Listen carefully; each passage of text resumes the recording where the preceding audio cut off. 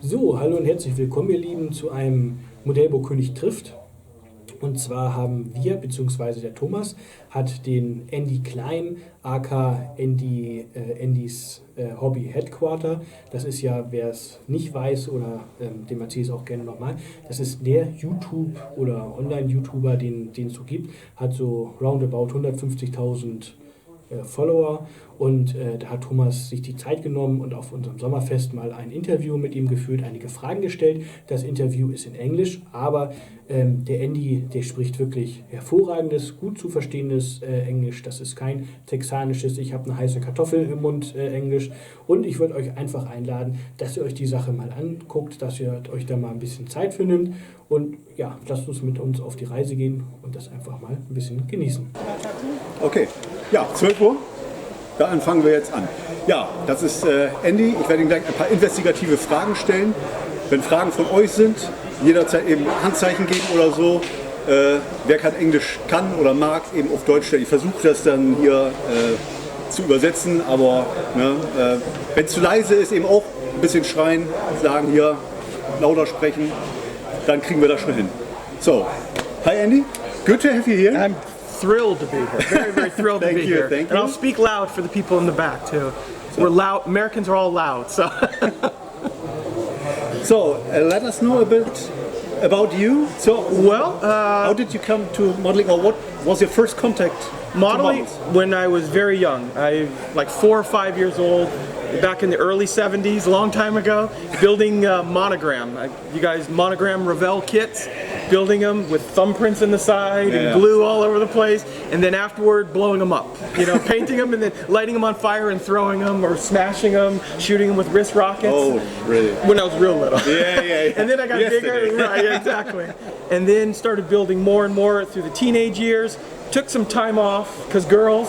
I think as we all. Right.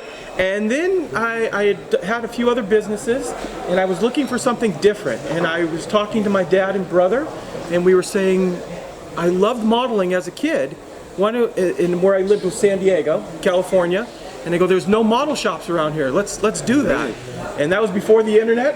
We opened in America. In what year? It was 1990. Okay. And back, we didn't have the internet, so we had a phone book this big in the United States for business to business. To find, so we just started searching and found model distributors, and found a spot, and then opened up a hobby shop, and had that one for 10 years in San Diego. Okay. And cost of living in California was crazy, so we moved to Arizona and opened up one in Arizona. Okay. I've been there for 15 years now. Oh. And then YouTube came along about 4 years ago, because I would be busy in the store and customers would come in and say, hey, how do you do this right here? How do you do this right here? And I went, well, I can't show you right now, I'm busy, but I'll do a little quick video. And I did a video and forgot about it. And I came back and I had 10 subscribers, and I had 1,000 views on it in a couple of days. And I went, wow, this is crazy right here. So I started doing a little bit, and I pulled that one down because it wasn't a real video, it was stills. It was just camera shots that I had put together and talked over. And I went, oh, this is crappy. I did a bad job on it, but people wanted to see it. So I did more and more and more, and then boom, it exploded on it. And then people start coming into my store, I saw you on video. And then the first time, it was about 6 months into it, and someone asked for an autograph. Oh. And I went, why? Why do you want my autograph? And I went home and I told my wife, and she goes, oh, you're going to get a giant head now. And I went, no, I'm still the same Andy right there. But now it's kind of used to it. And taking photos with all you guys, I love doing that, and meeting everyone too. Believe it or not, I get a lot of people that visit my store in Europe. They're visiting the Grand Canyon or something else, or California, and they swing by the store and they stop by and see it. The best compliment I had, it was a guy came in from Washington, D.C. Okay. And he goes, I have the one day before my business meeting and he said I had a chance to go to the Grand Canyon or come and visit you. And I chose to visit you, and I said, you made a mistake. I would have been inside the Grand Canyon. I don't think so. I don't think so. No, but it's humbling. I'm very humbled by even the turnout here like that, and meeting people all over the place. Yeah, that's a nice thing. And then they see the shirt right there, and that's how I met Harold actually from last year. In the United States, you guys have your IPMS. Yep. Well, that's our big show over there. And last year it was in Phoenix, Arizona. I'm in Glendale, but that's like touching suburb, like Delmenhurst to Bremen. And Harold came in my store, and we met him, and it's been great. And I buy from MBK all the time myself, so it's been wonderful. But that's a quick little how we all got started in this here. And do you still remember the first kit you built and that you kept and not blew apart? I actually didn't keep many of them, but one of the very first ones I built was a P61 from Monogram, the Black Widow. Oh man, I remember that thing, and that was one of the first ones I remember that I painted. And we got a can of black spray paint, just painted the whole thing, and I touched it way too early, and there was a thumbprint in the side, but I loved it. It was so cool. And in the front of my store, I buy collections of old model kits. Okay. And I can't. It was a Dauntless, the one with the orange wings and the silver body. Yeah. An original one from the 1970s came in, and it was one of the very first kits I ever built. And I remember it being so nice, and then I opened it up and I go, oh, this is so junky. But I kept it. I kept the box because I don't want to build that on it. And then the very first Tamiya kit was always a big one for me. It was the 250 half track with Rommel, Greif. Yeah, Greif. Yeah. And I always wondered, how did all those guys fit inside this vehicle right here? Something's wrong right here, because there's no room in this kit right here for guys. But that one, I found that kit too, and I put one of those away too. So now I have room just off for my new stuff. Okay. So what do you think about the last 20 years, how the model market changed, or the models itself? It's incredible. I've seen you're right, in the last 20 years, model kits have just gotten so much better. And everyone was always saying, oh, modeling's dying. And I'm like, no, it's not. It's not. I hear that all the time. The biggest problem, good or bad, is model companies especially in the United States, were pushing it towards young children. And this is not a young children's hobby anymore. It's an adult hobby now. In the United States, the average kit is $60 to $70. There's not a lot of little kids buying $60, $70. Now we have Revell; those are still in the 20s. But to build those are cheap or were until they moved all over to Germany now. But yeah, a $50, $60 kit, $200 airbrush compressor, $100 in paint, glue, and all that. There's no little kids doing that right there. And that's what I've kind of done. There was a long time ago I used to build where it would take me forever to build a kit. And I would build on it, and I actually kind of got burnt out that way. I didn't want to model anymore because I was spending I wasn't having fun. I'd come home, my wife goes, you build anything recently? I go, no, I wasn't having fun doing it because I was spending so much time worrying about every little nut and bolt, and I stopped modeling for 2 years. This is way before YouTube. And I stopped modeling for about 2 years, and then a kit came in that was interesting to me, and I said, I'm going to build that, but I'm going to build it quick. I mean, I do very, very fast work. I let Tamiya Glue do all the work for me. And I built it in like 5 days, painted it, because I like painting and weathering more than I do building. And I had fun doing that. This was a lot of fun. And that's what it was. And that's how I try to push on YouTube, that have fun. So many guys come, oh, you did this wrong, and I had fun doing it. That's fine. And that's the biggest compliment and comment I get from people. And you got me back into modeling because you're having fun with it. And are you guys familiar with Bob Ross in this country? And everyone comes up, you're like Bob Ross. You're nice to listen to. You show us how to do something really quickly in 20 or 30 minutes. And that to me, because I watch Bob Ross, my son and I paint Bob Ross all the time. I go, that was the best compliment I ever got, was a Bob Ross one.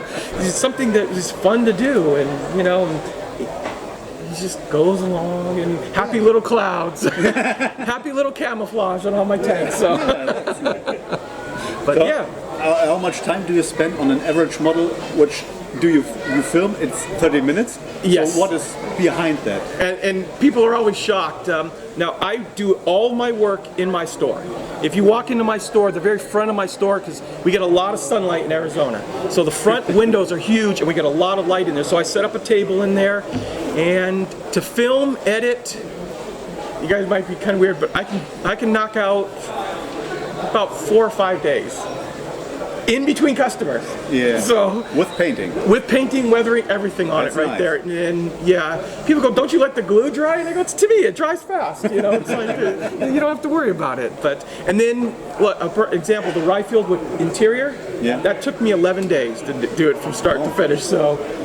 And that's why I don't have any hair. That pulled out. That drove me crazy, but it looks really, really nice when it's done. So you will do the Ferdinand that you have. Yes, Yeah? I love because it's different inside. Yeah. And hopefully, I'm hearing that Tacom or Ryfield's going to do a boring Sherman, but with an interior.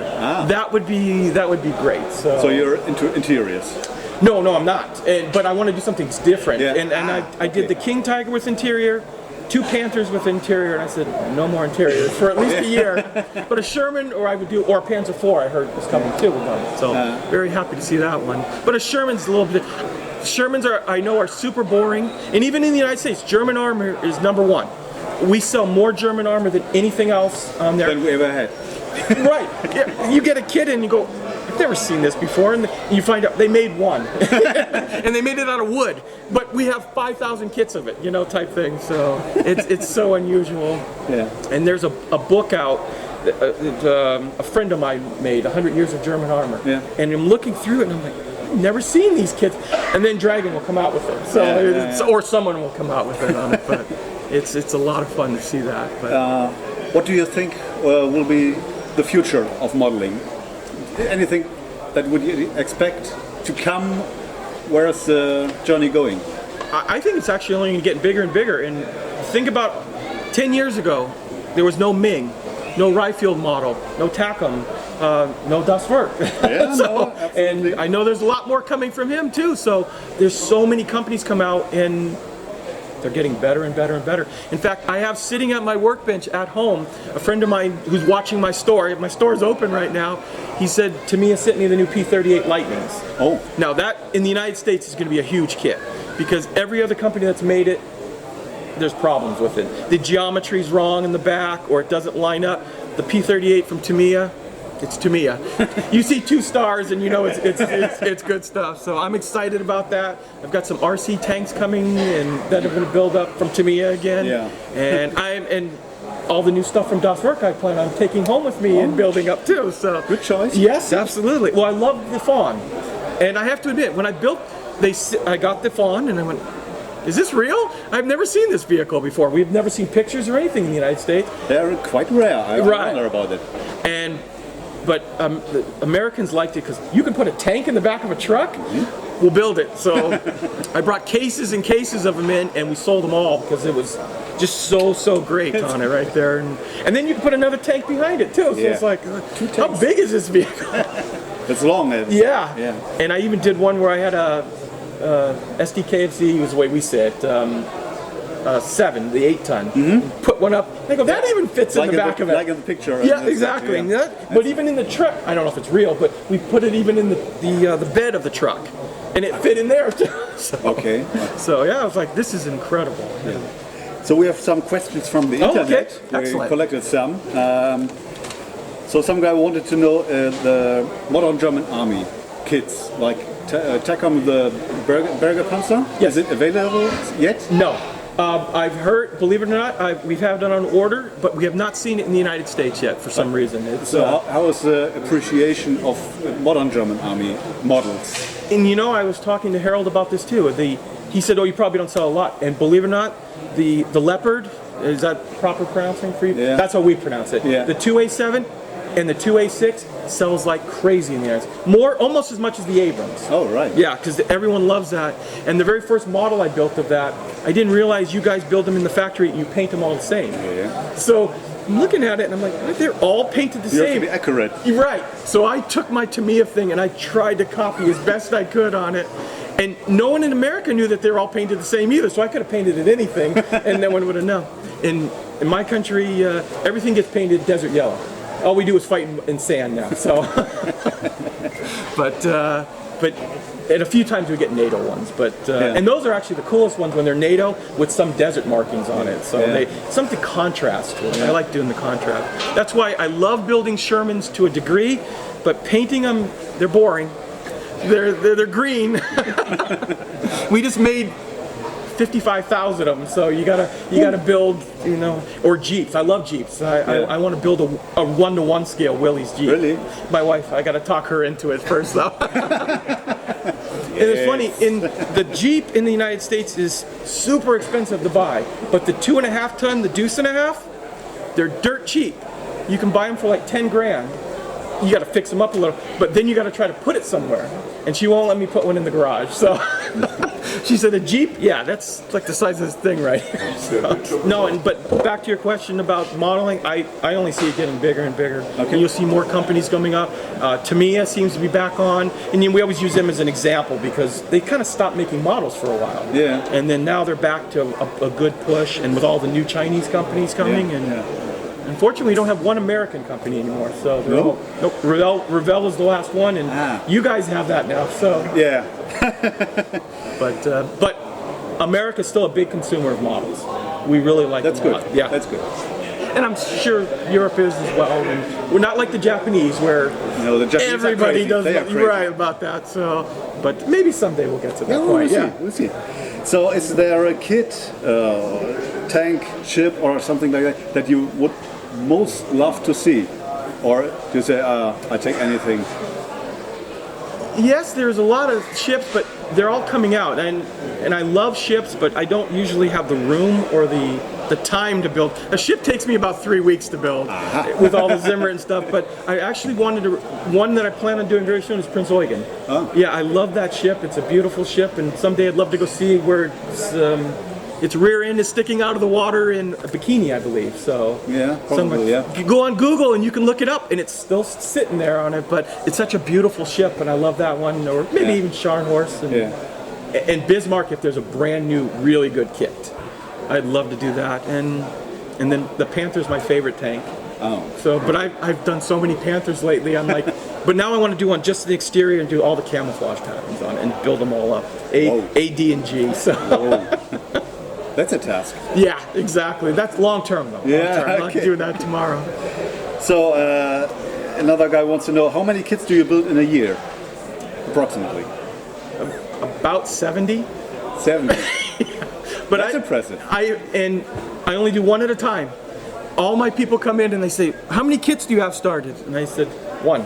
That's also impressive. Right, because if I have to keep my discipline, because if I start one, I will never touch it again. I push it off to the side and it'll never get seen. Gone, And then also because of YouTube, I got to get the video out to do it for what it is. But one in about 60 to 70 kits. Lately it's been a little less because I've been very busy with other things, but I'm going to go back to trying to knock out a lot of them. Do you keep them anywhere? My display case is all over my store, but believe it or not, I sell most of the kits I build because I'm out of room. I got about 100 and something kits, and people go, "Do you want to?" I need a warehouse like this to do it. People go, "Do you want to sell that?" And I went, "Sure, yeah." No, certain kits I keep. There's a Ferrari. I don't do a lot of cars, but I have a Tamiya Ferrari, the new one that they sent me, and I love it. And somebody, "Do you want to sell that?" And I went, "No, that one's staying in the box right there." And I'm a huge Michael Schumacher fan. When I used to watch Formula One all the time, we'd have to get up at 4 o'clock in the morning to watch Formula One in the United States, but we'd get up every time and watch it live. And so that car I'm always going to keep. And my Mercedes AMG, one of those too. Right. I'd love to see one of those in real life too. Probably can here. Maybe. Last question from here. What was the worst kit you ever built? I don't like talking bad about kit companies, but oh God, what was it? There was a Zvezda kit that I didn't finish, and a mini art kit that I didn't finish. And now they've a lot of swearing, yeah. And there was one Hasegawa kit that was my fault that I was so mad at. I was building a Focke-Wulf, and I got it all beautifully done, and I was spraying the clear coat on it, and I messed it up. And rather than putting it aside and coming back later, I tried fixing it on the spot, and I messed it up even worse. In my store, you walk out the front door and there's a dumpster. I took the whole thing, walked it, and threw it right in there, and I was so mad, and that was before YouTube, and I just threw it away, and I was like, ah. But yeah, I'm better at that now. If I mess up, I put it away, come back a day later, and then I try to fix it. And usually I can. I'm not the greatest modeler in the world, but I'm a really good fixer of models. I can fix up usually most of my mistakes decently, you know. That's good. Yep. That's good. And I'll let you guys in on a tip. If you ever see the video and the model is only in one direction, it's because I messed up the other side a little bit, and I don't want to put it on camera. And perfect example was, to me, I probably won't like this, but when I built their ME 109 or BF 109, yeah. And to me it sent me an early copy, so I only had one, and I'm building it, and I knocked the canopy over and I step on it. It's not available for 3 months, so I can't fix it, and I went over to my box of Hasegawa stuff and grabbed the Hasegawa canopy, popped it on, it fit. Nobody knew the difference. Now it's in the open position, so you can't see it, but nobody knew the difference on it right there. And he goes, that fits pretty good. I go, yeah, it's Hasegawa's, but don't tell anybody. Now everybody knows. Oh, damn. Yeah, nah, it's fine on it. But it is, yeah, if the model doesn't spin on the video, the other side has a little flaw somewhere, so. And I'm looking, I could redo it. No, let's just, there's another pile sitting there. So in fact, I've got being gone in Europe for 2 weeks, I've got a pile this big of stuff that I want to get to. So I'm very excited. P-38 first, so. Yeah. Will that be popular here? Are you guys interested in that airplane? Because I know I have a little hole in the wall store. Double the size of this thing right here. And I have 80 of them on order already and building. So, because you just don't see that airplane in the United States in a model very well. The old Revell kit. Yeah. Terrible. Comparatively. For 1970s, it was great. But for 2019, no. So.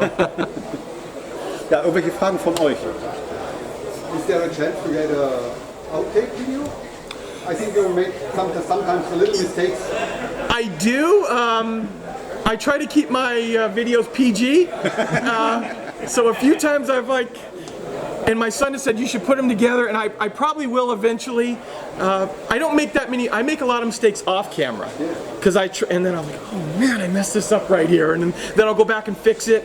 And a lot of times, but a few of my friends will do it, and they say, you need to put all the outtakes in when you mess up, and I'm like, yeah, but that's a whole nother editing thing. And my son, he's a film student in university, and he's taught me the editing program really well. So I can even go in there now when I mess up one word, and I can pull the word out and close the thing up, so you can't hear me mess up on it right there. So if the sound ever goes out for a half a second, it's because I messed up. And okay, slam it together. Yeah, beep, yeah. I don't even need to beep. I can cut that out. The editing, that's what's made it so wonderful. Desktop with a computer, and you can do so much stuff with it right there. And now I've been filming a lot with, I used to film with my iPhone, sitting right over there. All my videos are not filmed with cameras, just with my phone, like we were doing yesterday. But I just bought this, and now everything's going to be in 4K, and I like it because I'm getting old. I can see better when I'm filming. I can set it up right there, and finding a stand to hold that was fun. Yeah? Yeah, cause it's not easy because it's so big. Okay. And on a tripod like this. Yeah, yeah. But yep, I love doing that. Weitere Fragen? Who was your idol when you started modeling? Honestly, I didn't really look too many people in there. I purposely didn't read a lot of stuff. And even now, they go, well, who do you watch this? And I do it so I don't feel like I'm copying anyone. Because people go, oh, they go, you did it just like that. And I went, I don't even know who that is right there. So, but idling, my uncle actually got me modeling a lot. So, and he was the one I built all the airplanes with the thumbprints on it right there. And he just helped me and said, hey, yeah, that looks really good. And flying them through my grandmother's house, and we lived on the 3rd story at his house. They didn't fly. And I still have a scar on my hand right here where I lit one on fire. And and a blob of hot plastic hit my hand, and I never lit another one on fire after that on it. So I was like, what was I doing? But yeah, it's probably my uncle in that respect. But and then I do watch a little bit, like Miguel Jimenez. I watch him, and Rodrigo here. I want to watch his figure painting in a little while. Yeah. I know that's my big downfall, and I don't have the time to learn yet, because to do a figure will take as long as doing a tank. From what I hear. Rodrigo says no. No, and I'm going to watch right there the whole time for him right there, because I do want to. And everyone goes, "Why don't you do figures?" I'm like, "Because I don't know how to do them, and I don't want to just put something out that, you know, is like kind of weak." And people go, "Oh, that's terrible." And I'm like, "Well, yeah, I know. I told you I don't do figures." So, but hopefully with his help in a little while, I'll be doing figures very soon. At least, like you said, a tank commander, right? Put one up on top of the turret, and we'll have a for scale. That's the biggest thing right there. So I had a few pre-done ones that I used to put on the side, just to show people scale. That's a big tank, and you know, when you have nothing to show it against. But absolutely. The tank commander can also use a scarf for his face. Exactly right, or goggles. Yeah. What is your plan for the next 5 or 10 years? Maybe workshops or shows in US? Yes, I was doing a model show that I did. What did I call it? I can't remember the name of it. Canyon State, because we're at Grand Canyon State in Arizona, Model Con. And we did it for 2 years, and it was getting bigger and bigger, and then we lost the venue to do it in. And then YouTube got big, but I plan on wanting to redo that one again and grow that one. And now, because of YouTube, I have a lot more connections, even in the United States, that we might want to do another model show. And so a lot of model shows to show people. And a lot more YouTube videos, because the biggest thing I see now is we don't get kids, but we get young adults, 20s and 30s, that are like, and I've had 4 or 5 of them come up to me today. I haven't built models forever, but I watched that and I thought, you got me interested in watching models again. And because you're A, having fun, and B, you're not talking down to you in a way that, oh, you better do this 6 months project, which is great. I love looking at those, and they're beautiful. But I couldn't do that anymore. I'd not want to model anymore. But I do it. I'm like, I like the way that looks. Put it on my shelf and have fun with it. Yeah. Have fun. I can't say it enough. Have fun. There's so many guys used to come in and they go, oh, this is wrong. This is wrong. I'm like, you don't sound like you're having fun. Why are you doing this hobby right here? And that was the reason I did my thing too. Is when customers come into my store, I'm doing it for those customers, and I see the average customer that comes in does it for 2 or 3 hours on the weekend, maybe 3 or 4 times a week. He wants to get away from the wife and kids a little bit. It's late, and they want to just go and have some fun. No, I don't mean that in a bad way. My wife's like that. You know what I mean? It's like she's got her hobbies too. Yeah, right. Well, it's funny you say that. Everyone says, "What is your model room at home?" I have not a single model at home. My store is my man cave. So I've got my models, and everything's right there. I run out of paint. I don't have to go far. I walk over to the and take it and put it on the shelf. So yeah, I'll keep, maybe eventually take that Ferrari home and put it on there, but it's for display right now. Yeah. But yeah, that's what I see is more and more young people, young, not kids, but like 20s to 30s getting involved. And that's what's going to be the biggest push for this hobby, is getting them and getting them excited about it, and not making it so much that, oh man, this is beyond above my level right here. And I'm like, no, you can make it easy. Buy a can of Tamiya spray paint. Do an early Panther and just do it all dark yellow. You don't have to do a million camouflages. And then they do it and they come back, and then 6 months later they have an airbrush, paint, all the other stuff, and they go, I'm loving this. I'm having so much fun. Start out slow and build your way up to it. That's excellent. Yeah, and I'm not, when a customer comes in, we call it hold your hand, where I'll hold their hand, not literally, but walk them around and say, you need this. And I don't try to push stuff on them in the sense like, well, you guys have all seen a Tamiya list of paint. They go, you're not going to need all those paints. If you're doing it to start right there, just do this, and then as you build up, then you get all those paints. And when you get one bottle, for example, that paint's going to last you forever. If it's clear red, how often do you... Okay, we're done. Clear red right there. And my store still carries the big bottles of Tamiya, which they're pushing on us the little bottles. And more and more, I'm like, but I resist that, because I like that big bottle of paint to have all the time. And then showing people how easy it is, like even thinning. Well, how do you thin paint? Milk. It's like, and and people would come in and say, oh, you got to do it this way, and I went, no, you don't. Why do you make it so difficult? Just add just enough thinner that it flows for your airbrush. Remember that, and you're done. Yeah. So, Absolutely. It's not difficult. Getting really good is just time and patience and practicing, and that's what it is, and fun. And if you enjoy it, you're going to get better because you're going to want to do it. Weitere Fragen? Ja, da musst du mir aber helfen.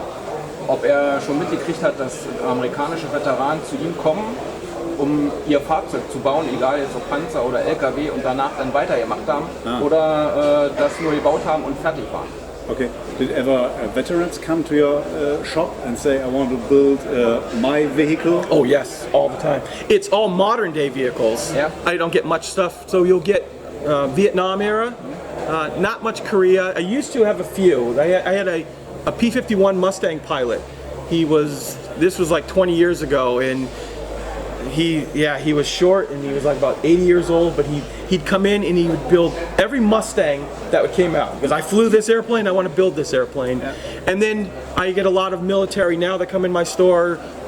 Right south of me is Luke Air Force Base, where the F-35, that is the training base for the entire world. Okay. So in fact, we've had many, I know you guys aren't flying that one, but we've had a lot of German pilots that train on F-16s there. Oh. And they come in, we see them with their German flag and their uniforms on, and the camouflage pattern looks like the World War II one, and it's like, it's kind of interesting to us.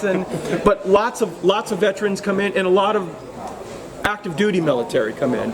And boy, what's really funny is if you're in the Army, you want to build Air Force stuff. Air Force guys want to build Army stuff, and back in San Diego, we huge Navy with the 7th Fleet is there, and never wanted to build ships. All wanted to build tanks. I guess you see it every day. I don't want to look at that right there. Boring. Right. Except for the one you're on. Yeah. Yes. If you're on if you're on Abrams, and I have a very, very dear friend. He was a captain in the air on the Army, and on Abrams Tanks. So he has every Abrams tank known to man, and it's very interesting. And it's nice to having guys when come in the military, because then you go, what, is this accurate? How good is this right here? And then the stories they'll tell you, and they go, yeah, it looks pretty good. And then when you get older, I used to talk to like grandfathers and ask them what kind of vehicle we're on and stuff. He goes, I don't know. He was a tank or something like that. And I talked to my wife's grandfather who fought in Italy, and every single tank that he ran up against was a Tiger tank. And every gun that fired at him was an 88. And I went, really? There was like not that many Tigers in the world, but every single one, because you're scared 18-year-old, you're like, everything that's shooting at me is scary. Must for be it. a tiger. Right. And unfortunately, I wish I could have talked to my grandfather more about that, my grandfather, but didn't get much of a chance, because at the time I wasn't interested in that, and then by the time I was, he had already passed on. So, but I love World War II history and studying about it and then building the models for it. So, yes. Why do you like German tanks? The most interesting, and in the United States too, German tanks are so much more popular, and they're so interesting in the camouflage patterns, and like I said, Shermans are fun to a degree, but they're boring, and they're hard to weather. I mean, because when you put dark green paint or olive drab, nothing shows up very well on olive drab. Rusts, but the tanks were coming out so fast, you don't really see many rusted vehicles on it. So. And like a lot of times you'll see, we were talking, Rodrigo and I, about the Spanish style, and you see tanks that look like they're rusted very bad, and like Russian tanks especially. And like Russian tanks lasted like 3 weeks before they were destroyed, and another one was coming. It's like they didn't have that much time to rust out on it. And watching a video on the Tank Museum in Bovington. And you see, and I like looking at all the Panthers and all, and there's the Panther that's there, and there's the gentleman, the British curator of the museum, and he's talking about it, and I always thought it was a short story, but he goes, this chain, you can tell this chain was made by a German, and he pulls out, it's so perfect, and he goes, this one was made by a British man, and he goes, look how crappy it is right here. And he was a Brit, and he was like, this is a beautiful German chain. It took this man probably like a week to make this chain, and this guy just went, here, it's done. So, and it just the overall, the German tanks are just so interesting, so different. and Tigers, Panthers, and then all the flak vehicles and Panzer IVs. And my favorite vehicle is a Sturmgeschütz G. Oh. With the not with the Sauerkraut, with the flat one. To me, it's just cool looking, I thought. So I love building that one, and that's why before I started doing YouTube, I had like 5 that I had built of that. And now I'm like, I need to actually build one again. So okay. Yep, I'm gonna. I think you will find one. Yeah, I think Maybe. so too. Yes, and that's just a fun vehicle to build. I like building that one a lot. And that's true of most North Americans. So. What do you like more at modeling? Assemble the parts or painting and weathering? Painting and weathering. Yes, I get to the point, and that's why the interiors kind of drive me crazy. I was sitting there like, oh my God, I got 3 more days of assembly. And I don't mind assembling, but I want to paint. I love getting the airbrush out and just going to town and knocking it, and that's, to me, is a lot of fun. And that's where the artistic part comes in, I think, because I've seen models that you can hide a lot with painting and weathering, you know? It's like, oh, I messed this up, but no, it's gone. Is this one reason why you built a tank or a plane or whatever in a few days? To a degree, yeah. I'll pick vehicles that are easier to build. You know, like a Tamiya kit or a TACOM, one of those that are not without interiors, that are not that hard to build. And I don't dislike it, but I built 3 interior kits in like a short period of time. You know, I don't want to build any more interior kits, and it kind of dragged it out. Right? Yeah, exactly. And then in between customers and my store coming in, and like, yeah, I just want to just go and have some fun. So about 2 weeks ago, I built a 72nd scale.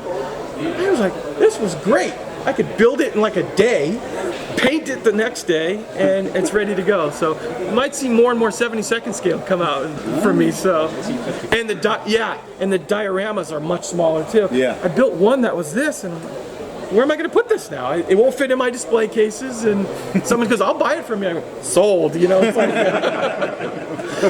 excuse me. Any more questions? Yes. What about your Panzer 1 to 16 scale? Do you finish it? Which one are we talking? The new trumpeter kit came out last year, and you made a short video that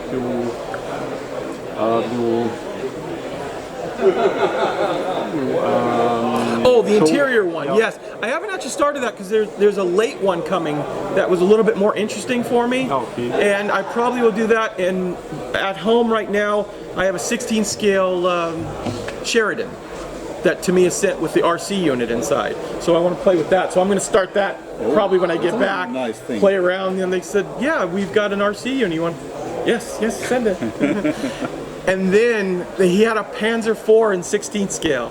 And the gentleman who from Tamiya USA, and he said it was in my office, and I went back and it was gone. So I don't have it for you now. No, I want to build that one. So eventually I'll get to that one, and eventually the Panther too. And a trumpeter or anyone, make a 16 scale Sturmgeschütz. I want that one the most, you know. And then you can make a Panzer III too. So. Of course. Yes. What do you think about Dragon kits with the confusing instructions? Yes, Dragon kits. That's the only company I would always read 4 steps ahead and go. No. Or I love Dragon kits how the part is not on in this picture, and then it's suddenly on in this picture, but there was no telling where that came from. You're like, well, where did that come from? Yeah, no number, and it's like, I don't know what even. So sometimes parts get left off. You know, it's. But yeah, Dragon. We laugh over in the United States too. Trumpeter. When we read the English translations on the side, I'm like, there's nobody in China that can speak English? Because that is not the way we speak. Not even close. And it's like, I kind of get what they're saying, but not even close on it. It's often with the German translation. Is it too? Okay, so I think they use Google Translate, and it just doesn't work out. And then they shake it again. Yeah, exactly. Because I'm always afraid. I use Google Translate a few times, and then it looks at it, and I'm like, that doesn't sound right. And I'm afraid to talk to anybody in there. And in the United States where we live, our second language is Spanish. And German got offered my last year of high school, but I already been taking Spanish, so they said, well, you got to finish with Spanish. And I go, I wanted to take German. And it's never too late. No, exactly. I started using Rosetta Stone, but my German's terrible. So. And then if you start speaking fast to me, I'll get caught on the first word, and you'll be 10 words in, and I'll be, I'm sorry. It's write it down, please. Yeah. Bei welchem Hersteller will mal hinter die Kulissen gucken und da mitmachen? In der Entwicklung und sowas. Is there a manufacturer where you would love to go behind the scenes and help making a kit, or isn't it interesting for you? Oh, no, absolutely. And I watched Harold's video of going to China, and I wanted more of that. I wanted to see how it was made, or to me, again, too, I'd love to go to their... Now, they've moved everything out of Japan, it looks like, to the Philippines, but even just to go see how it's made, and that's super interesting. And getting personally involved in a... I don't know how personally they want me involved in it, but... but would you be interested? Oh, absolutely, yes, absolutely. Okay. I would love to do something like that. That'd be very, very interesting. And seeing how they do the CAD work on the computer and then cut the molds and do all that stuff's very interesting too. But it's all kind of like a mystery to us. We kind of hear little bits and pieces how things are done, but don't really know. Yeah. And like, we hear rumors, like, what does it cost to build a kit? I don't know, and maybe... Is it $200,000, $300,000, $400,000, $500,000 now? We don't know on it. And then how many do they make? Like when a brand new kit comes out, we have the first wave comes to the United States, and then it's like 6 months sometimes before we get from some company before we get a restock on it. Whereas to me, it's usually always there. But I'm like, well, how many did you make of this? Is it 5,000, 50,000? And then I got a clue. Revell sent me some giant boxes, and on the side they were master cases, which means they labeled everyone with a number on it, and they hand wrote on top. So it was like case 47 out of like 520, and then or whatever it was, and I figured it out when we did the math, and it was like 15,000 kits would have been made. So it was a model car, so you expect more.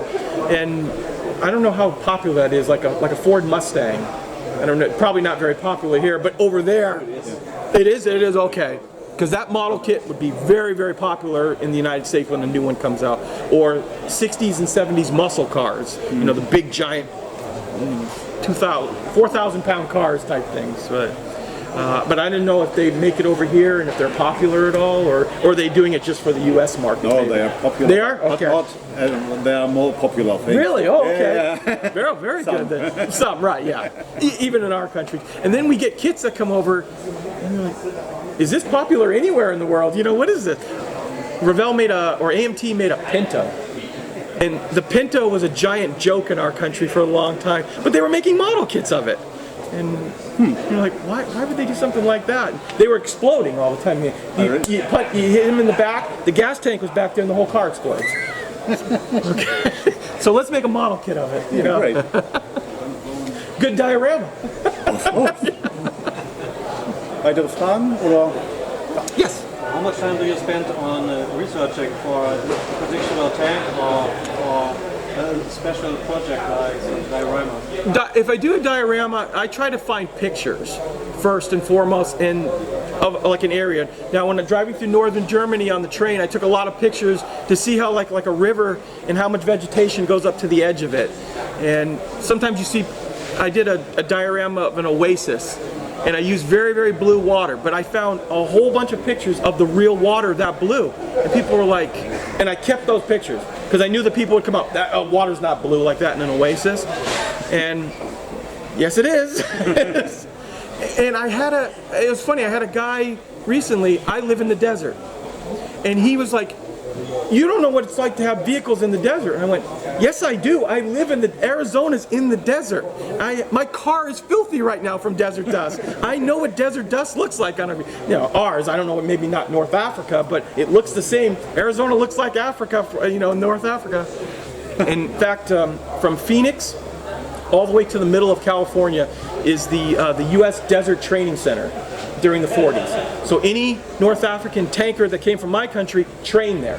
In fact, for a while there, they dumped a bunch of Shermans. They said, okay, you're done. And they just left them in the desert. And people were finding Sherman tanks in the desert, years later. One guy found one, dragged it to his restaurant, put it out in front there, and the military came and goes, where did you get that? Oh, we found it out there. No, that's ours still. And they took it back. My government never gives up ownership of anything. Even if they abandon it, they want it back. And yeah, he thought, this is a great memento, a big Sherman in front of my video. Yeah, I would love one. Yeah. But you can buy them now. You can buy a Sherman for about $100,000. Oh my God. So maybe someday have one in front of my store. That would be nice. That would be very nice. Can I park it in the garage? No. Wife says no. No.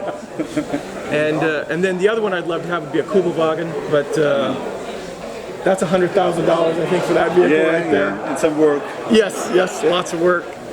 Or any German tank, I guess. The Tiger. yes, yes, definitely.